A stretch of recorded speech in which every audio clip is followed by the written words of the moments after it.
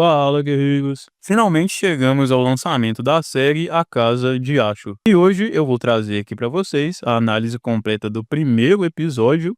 A análise do segundo já está em produção também, e agora podemos falar com spoilers. E a minha intenção é analisar todos os episódios conforme eles forem saindo. Então, vamos lá. Bom, o episódio começa explicando como essa nova história é possível, já que o Ashur morreu no Vesúvio, e na visão apresentada a gente vê Ashur lá no submundo, no momento após a morte dele, ao lado de Lucrécia, que funciona quase como um espírito que vai guiar o Ashur. Ela mostra para ele uma realidade alternativa, uma versão onde ele sobreviveu no Vesúvio, se aliou a Crassus e César, ajudou a derrotar Espartacus e teria sido responsável por lançar a lança fatal contra o líder rebelde. O Ashur então desperta nessa nova realidade, onde Espartacus já foi derrotado, e ele recebeu a patronagem de Crassus, ganhou Ludus e começou ali a montar seu próprio grupo de gladiadores. Mas, na visão que a gente tem, tudo isso aí já tá pronto. E aqui eu já faço a minha primeira crítica. Galera, eu achei isso aqui muito acelerado. Acho que faltou mostrar melhor como que o Ashur sobreviveu, nem que fosse alguma coisa simples. O que aconteceu lá com os mercenários, já que o plano de Ashur era que eles fossem os primeiros gladiadores. O Ludus e a vila de Batiatos como recompensa pelo serviço leal. Ela vai se tornar a nobre Casa de Ashur, onde vou treinar os mais poderosos gladiadores em toda a República.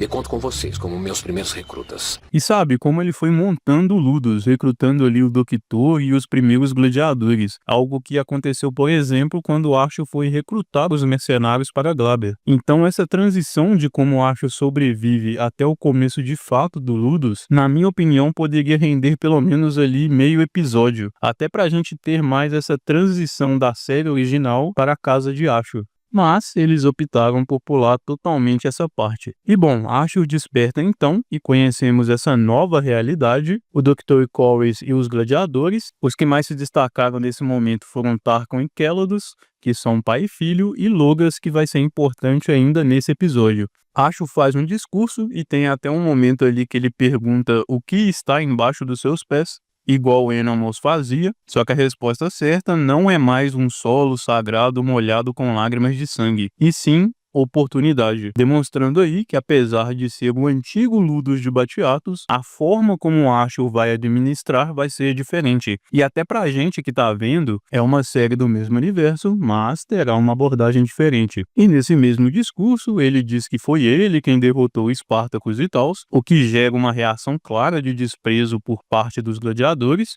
Isso porque Espartaco se tornou um símbolo para os escravos. Ashur desafia então um dos gladiadores, que indica que ele só conseguiu atacar Espartacus pelas costas, e nessa luta Ashur derrota esse gladiador com extrema facilidade. O Ashur, galera, que era um dos menos habilidosos do Ludus de Batiatos. Tudo bem que nessa nova história ele continuou ali com Crassus, isso contando ainda depois do período do Glaber, então ele ficou bem mais habilidoso, mas isso aqui já revela algo pra gente muito importante. O nível do Ludus de Ashur é extremamente baixo. Nós até descobrimos que o gladiador morto por Ashur era o melhor deles naquele momento. E mesmo assim, o Ashur derrota ele sem esforço. Então isso deixa claro o quanto aquele Ludus ainda está distante do nível da antiga Casa de Batiatos. Então tirem da cabeça de vocês que é absurdo um gladiador ser morto pelo Ashur com tanta facilidade. O Ludus de Ashur está bem no começo.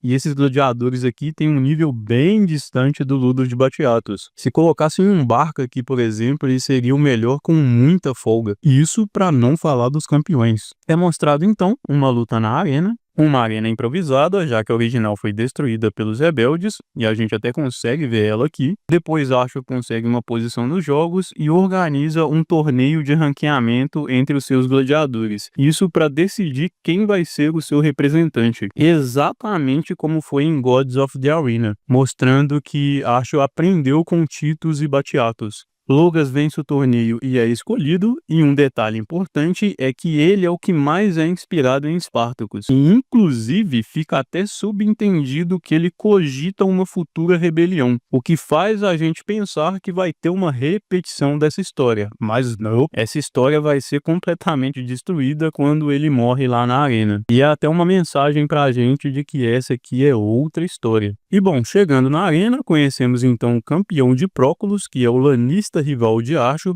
E olha só que interessante, o ator que fez esse personagem já fez outros 2 personagens na série Spartacus. Ele interpretou o soldado de Glaber na 2ª temporada e, na 3ª temporada, o soldado dele mesmo, a lenda Tiberius. Que saudade do Tiberius, hein? Logas luta então contra os irmãos Ferox, que são 3 anões, e eu tinha ficado bem receoso, achando que isso aqui poderia ser muito tosco, e eu até acho que exageraram ali em alguns pontos, mas eu confesso, funcionou sim e trouxe ali um ar novo para a série. E também, galera, eu já sabia que anões lutando na arena seria pelo menos engraçado. E na batalha lembra até muito Gods of the Arena. Ashur ali no meio do povo porque ainda não tem reputação suficiente para a tribuna, igual Batiatos. E até a arena é bem parecido. Fim da luta então, Logas é humilhado, morre de forma vergonhosa e o Ludus de Ashur vira piada em Capua. Então, nesse momento, Ashur percebe que ele precisa de 2 coisas. Um gladiador realmente habilidoso, coisa que o Ludus dele não tem no momento, já que os que são ditos que eram os melhores perdem de forma vergonhosa.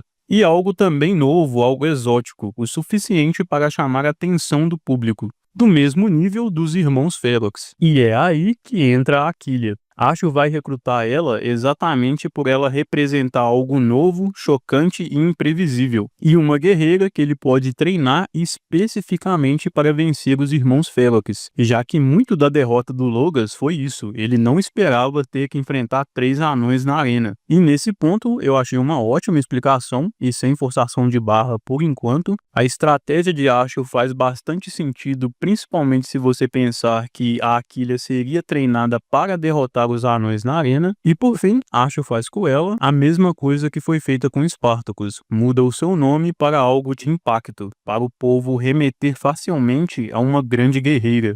E assim termina o episódio. E bom, considerando os principais pontos, eu considero de positivo o retorno ao ambiente de Capua, que eu acho que foi muito bem feito, o Ludus, a ambientação e tudo que remete ao que a gente já conhece e gosta. As referências à série original funcionaram muito bem, principalmente o impacto que Spartacus teve após a rebelião. É bom ver que simplesmente não esqueceram que isso aconteceu, já que foi algo gigantesco na história romana. O Ashur e Qualis nesse episódio se destacam mais, os outros a gente não pode dizer a mesma coisa, mas felizmente Ashur e Qualis são os principais. E a simbologia da Aquilea nesse momento aqui faz todo sentido dentro da estratégia do Ashur. Eu fiquei preocupado ali de ter uma certa forçação de barra de como seria essa introdução dela no Ludus, e o motivo que faria Ashur recrutar ela, mas essa estratégia de Ashur faz até sentido com o próprio personagem. A arena mesmo simples trouxe uma boa nostalgia e tivemos boas coreografias de lutas. E como ponto negativo, eu acho que eles pularam algumas etapas, como a explicação da sobrevivência de Ashur, que foi rápida demais, não disseram nada sobre os mercenários, nem ao menos um comentário ou algo do tipo, não tivemos sendo mostrado a criação do Ludus, o recrutamento do Doctor e dos gladiadores, e os próprios gladiadores, que eram um ponto forte na primeira temporada, aqui nesse começo eles são bem mais ou menos, talvez ali só com exceção do Tarquin e do Celadus. Então vamos ver se isso vai melhorar. Bom, e para fechar, vemos então que Ashur agora vive o mesmo papel que Batiatos, mas sem ter o mesmo respeito que a casa de Batiatos tinha. Ele é rejeitado pelos romanos por ter sido um escravo e é rejeitado pelos escravos por, entre aspas, ter traído Espartacus. Então, ele não pertence a nenhum lugar. E isso é uma construção muito interessante para o personagem. Então é isso, guerreiros. Comente aí abaixo o que você achou do episódio de estreia. Gostou, não gostou, o que você mudaria? Vai continuar assistindo? Vamos conversar aí abaixo. Se inscreve no canal, porque já já vai sair a análise do episódio 2, e deixa o like para fortalecer a Irmandade. Valeu, guerreiros, até a próxima.